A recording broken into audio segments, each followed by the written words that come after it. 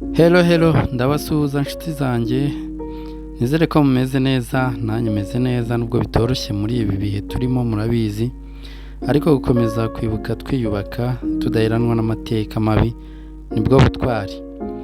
Nk'ibisanzwe rero ni Jado Artist, umunyabugeni wanyu wabigize umwuga.